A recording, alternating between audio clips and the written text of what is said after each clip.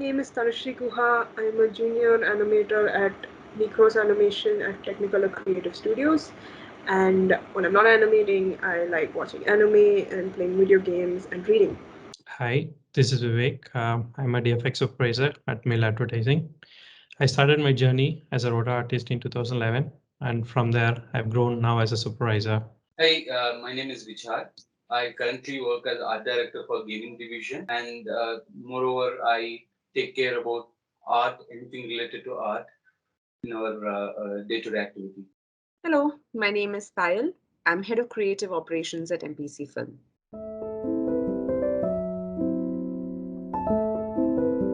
So what I like to tell people about being an animator is it's kind of like being a puppeteer. Just like how a puppeteer would tell a story through how the puppets move and interact with sets or scenes or props, we do the same thing except in a CGI environment. And we basically tell stories in the way that characters move. Well, my role is to take care of all the 2D work in advertising, which includes 2D generalist, flare, and composting. Also a part of recruitment and training planning, which is for different departments. My day is like as an art director, it's more of artistic experience, and every day it's like interacting with the artist and make sure that whatever the art has been created, make sure that it is to the expectation, adding creativity to it, and making sure that everyone enjoys it. So more my role is more of artistic and more creative. I'm primarily responsible for overseeing creative output and operations of MPC Films projects, along with managing and strategizing show sequences deliveries across all the departments.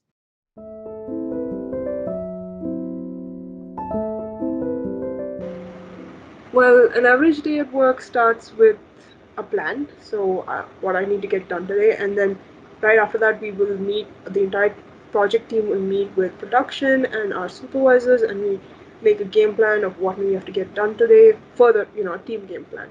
And if there are any hiccups or any feedback that we need to implement, we discuss that first thing in the morning, and then the rest of the day is just implementing that, doing the shots, finding reference, making acting videos, and for me personally, it includes at least 2 cups of coffee.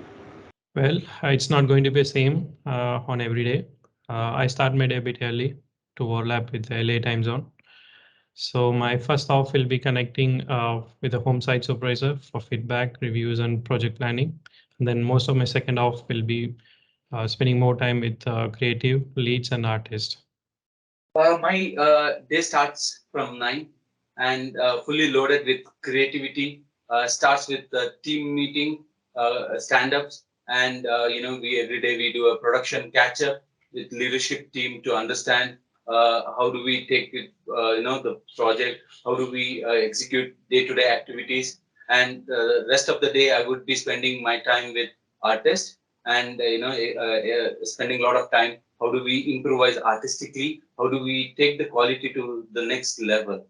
Post COVID, I'd say the amount of video calls have become a lot more. My role is outward as well as inward facing. So most of the morning time goes with various departments and show teams. Afternoons and evenings are with the cross site counterparts from London and Montreal.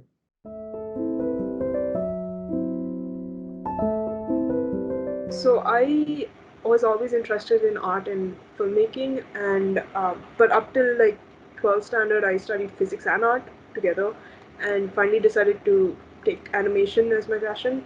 So I studied animation. I did my BFA in animation at Savannah College of Art and Design. Then I came back to India to be with my family, and I joined a studio here. A year and a half later, I joined Technicolor Studios, and here I am. I'm a computer science graduate, but I believe in self-learning. I learn a lot from YouTube. I still do it every day. I was very passionate about art, so I pursued my master degree in sculpting. After that, I was doing a lot of sculpting work across as a freelancer. So I got an opportunity to work for the late King Shrikant Datta Vadai as a personal sculptor. So I created a lot of sculpture for him, hyper realistic sculptures. So that's where things fascinated me, that how do I give life? How do I push my skill to the next level? How do I give life to my sculpture? So I was able to create hyper realistic sculpture, but I was not able to give life to it. That's how I got to know about animation industry. And there's a saying, right? uh, I wanted to be Aham Brahmasmi. It's a Sanskrit saying. So I wanted to give life to my sculpture. So that's where I got an opportunity to explore more into animation, and I joined Paprika's those days. Now it has been taken over by Technicolor. So that's where my journey started. Before that, I worked as an illustrator. I worked as a forensic artist. I worked as archaeology for conservation and restoration, and I worked in movies as an assistant art director for teleseries. After having all this experience, so that's where really helped me to bring those all those experience to my digital career. So I was able to grasp the things way faster, because I never learned from anywhere. All the tools or softwares, it's all the fly in the company because of my peers. They were very supportive, and as well as very encouraging to help me to learn certain new things.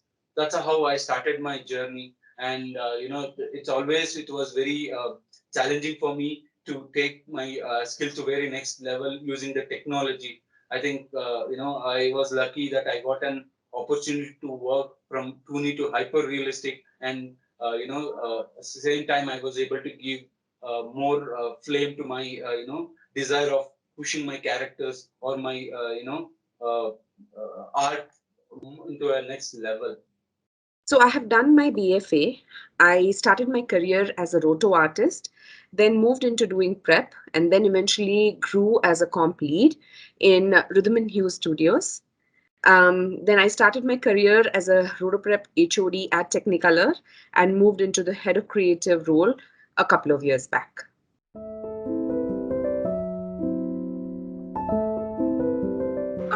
This is a tricky question because it cycles or it changes every day. Some days it's just talking to the team because it's such an inspiring and talented team here, and talking about the projects or different things in the field just is very exciting. Other days it's recording acting videos, which can be goofy. Nobody gets hurt per se, but we tend to do some crazy stuff. Um, and then other days it could be just overcoming a challenging shot and just looking at it and thinking, oh my gosh, I can't believe I made that. I didn't know I could do that. So my roles bring a new challenge every day, and that gives me more learning curve in my career. I really enjoy is being creative and grounded to art. And every day I spend, my time with our creative artists in my team, and talking about art. How do we improve art? It's always, fun, which I always love, and that's what I love in my role, because I can do a lot of different kind of art. I can, interact with the different artist, and understand way of approaching an artwork in a different way. I'd say the pace, things change every day, and you don't know what's going to happen tomorrow. And I get to work with some of the most talented creatives who deliver beautiful looking images. So these are the two best parts of my job.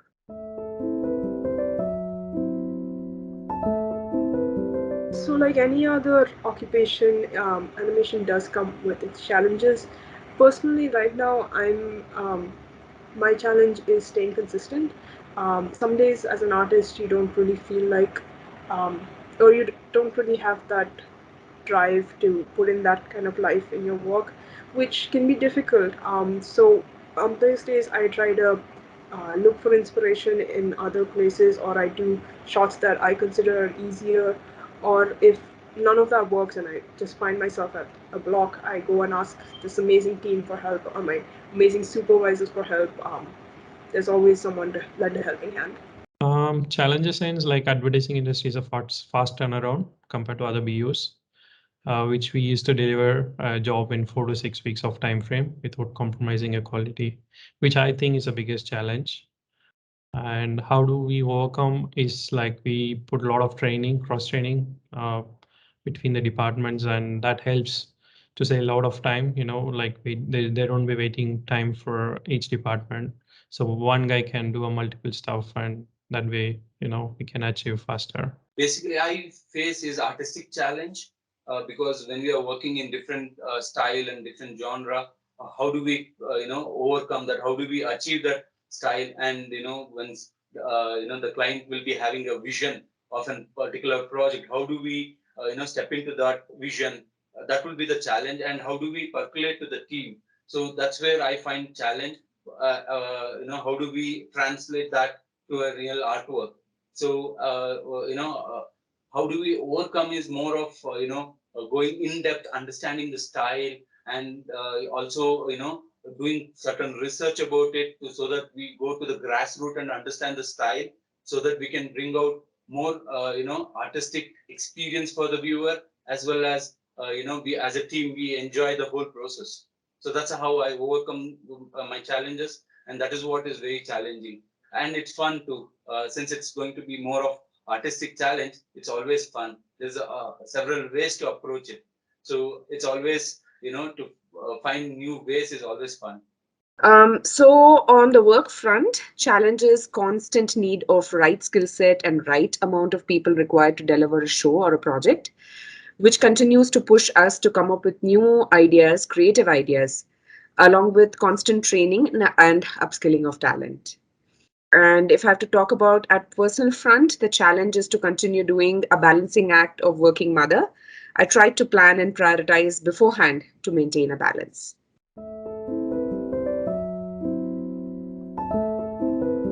I would say it is an amazing place to hone your skills and just unleash your creativity, because there's so many resources to learn more and just do work that you're proud of. So if you really want to grow as an artist and as a person, this is really the place you want to go. And always um, consider your feedback, listen to feedback, because I feel like that's a lifelong um, habit that we have to build in order to have a career in animation. Working here is supportive, friendly, and rewarding, and also a great opportunity to learn and grow. And we are free to explore other area of that interest you. As name itself says, creative studio, right? So and colorful. So I would suggest, if someone wants to join us, the art fraternity, creative family of Technicolor, I think that's a wonderful experience. There are a lot of creative talent here, and it's like diamond. How much ever you polish, it shines. It's like that. Once you come in our Technicolor creative studio, you enhance your skill, you enhance your aesthetic eye. So that's what is the culture here. I think as an artist, it's going to be it's more like paradise for an artist. So it's a lot of talented artists over here. When you see them working, you get inspired, and you can self grow also. So there are a lot of positive takeaway being in this company. And I cannot tell you that you should experience. It's like bee coming to a flower, taking the honey. It is something like that. So it's a wonderful experience. Come enjoy the experience over here and grow as a creative artist, because we work on different, creative projects from 2D to hyper realistic. So you get a vast experience in working one of the best, project.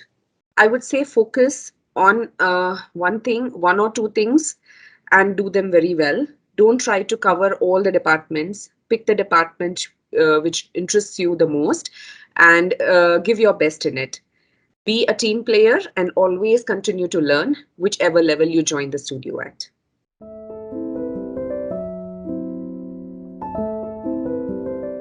So, if you have a task or a shot that is particularly daunting, what are some different ways that you would break down that shot in so that it becomes a little less intimidating to start?